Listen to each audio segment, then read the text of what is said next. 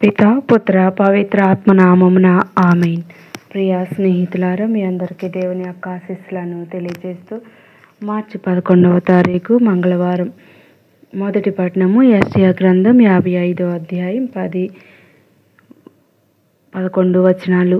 మత్తయి సువార్త 6వ అధ్యాయం 7వ వచనం నుండి 15వ వచనం వరకు సువార్త పట్టణాన్ని భక్తి శ్రద్ధలతో చదువుకొని ధ్యానించుదాం. అన్యుల వలె అనేక వ్యర్థ పదములతో మీరు ప్రార్థింపవలదు.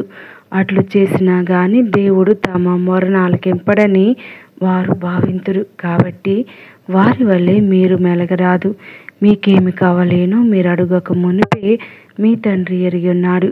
మీరిట్లు ప్రార్థింపుడు: పరలోకమందున్న మా తండ్రి, నీ నామము పవిత్రపరపబడునుగాక, నీ రాజ్యము వచ్చునుగాక, నీ చిత్తము పరలోకమందు నెరవేరినట్లు భూలోకమందును నెరవేరునుగాక.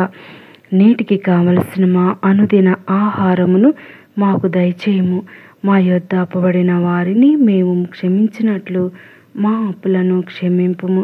మమ్ము శోధనలో చిక్కుకొననీయక దుష్టుని నుండి రక్షింపుము. పరులు చేసిన దోషములను మీరు క్షమించిన ఎడల పరలోకమందలి మీ తండ్రి మీ దోషములను క్షమించును. పరులు చేసిన తప్పులను మీరు క్షమింపని ఎడల మీ తండ్రి మీ తప్పులను క్షమింపడు. ఇది ప్రభు వాక్కు. సర్వేశ్వరునికి వందనములు. ధ్యానం: ఆత్మీయ బంధాన్ని ఏర్పరిచే భక్తి సాధనం ప్రార్థన. దైవవాక్కు. రష్యా దేశపు కమ్యూనిస్టు విప్లవకారుడైన కార్ల్ మార్క్స్కు అన్నా మార్క్స్ అనే కూతురు ఉండేది. ఒకసారి ఒక మీటింగ్లో తన తండ్రికి దేవుడంటే ఇష్టం లేదని, ప్రార్థన అంటే ఏమిటో తెలియదని చెప్పింది. కానీ తాను ఎక్కడో పరలోకమందున్న మా తండ్రి అనే ప్రార్థన చదివినట్లు గుర్తుందని చెప్పింది. ఆ ప్రార్థన ప్రకారం దేవుడుంటే అట్టి దేవుణ్ణి తాను నమ్ముటకు వెనుకాడనని చెప్పింది. భగవంతునికి మనము మధ్య జరిగే ప్రేమ సంభాషణయే ప్రార్థన. ప్రార్థన అన్నిటిలో ఉన్నతమైనది ప్రభు ప్రార్థన, పరలోక ప్రార్థన.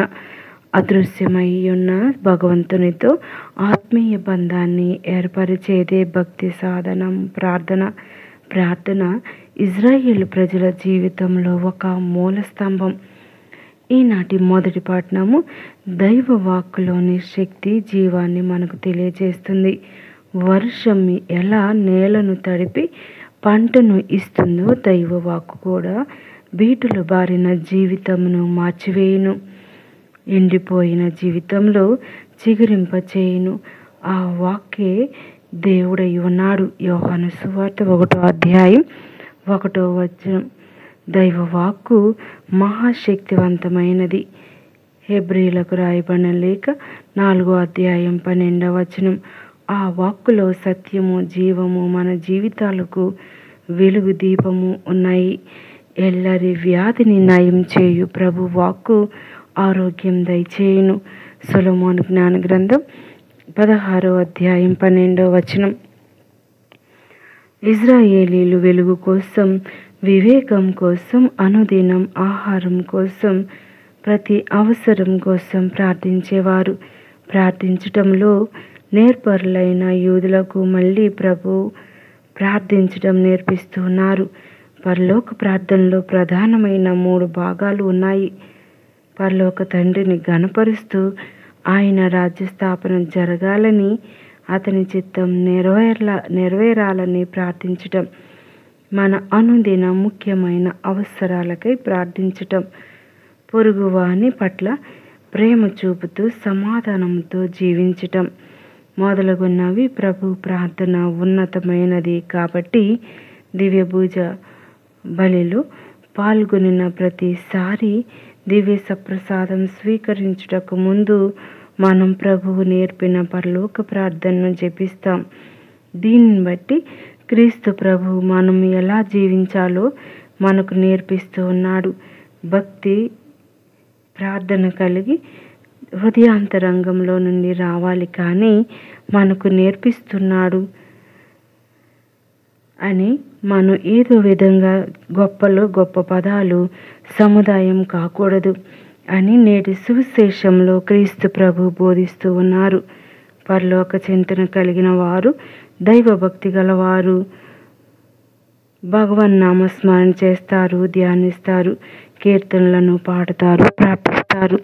ప్రియ స్నేహితులారా, మరి యొక్క పరలోక జపంలో దాగి ఉన్న గొప్ప విశేషాలు ఏమిటి అని మనం ధ్యానించి ఉన్నాం. మరి ఒక్కటవది దేవుణ్ణి ఘనపరచడం.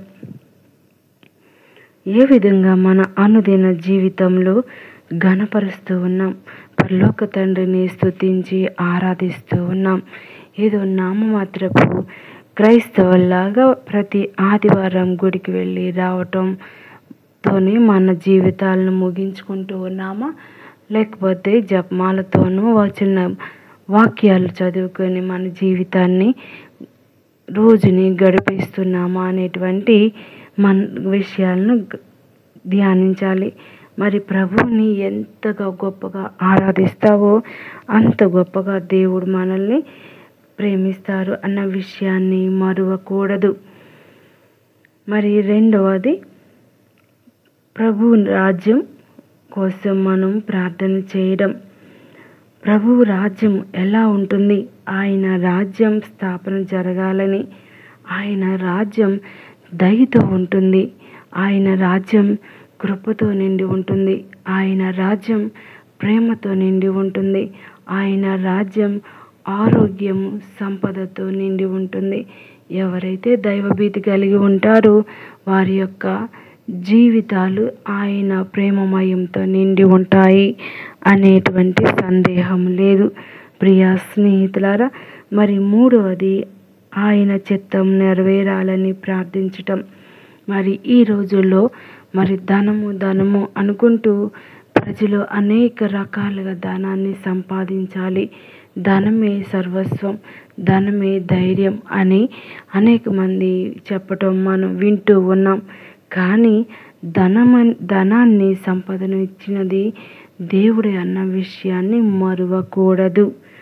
మరి మరొకటి, మన అనుదిన ముఖ్యమైన అవసరాలకై ప్రార్థించటం, పొరుగువారి పట్ల ప్రేమ చూపుతూ సమాధానంతో జీవించటం నేర్పిస్తూ ఉంది. అయితే మనం ఏ విధంగా పొరుగువారి పట్ల మన అవసరాల కోసం ప్రార్థించాలి అంటే, అనుదినం ఆహారం కోసం మాత్రమే ప్రార్థించండి అని ప్రభు మన్నాను కురిపించి వారికి ఏ రోజుకి ఆ రోజు ఆహారాన్ని దయచేశాడు. అదేవిధంగా మనం కూడా అనుదినం ఆహారం కోసం ప్రార్థించుదాం. సర్వ ఐశ్వర్యాలు కలిగిన దేవుడు మనకు ఆ యొక్క గొప్ప వరాన్ని దయచేసి ఆయనకు ఇష్టమైన బిడ్డలుగా దీవించి కాపాడుదురుగాక. ఆమేన్. పితా, పుత్ర, పవిత్ర ఆత్మనామం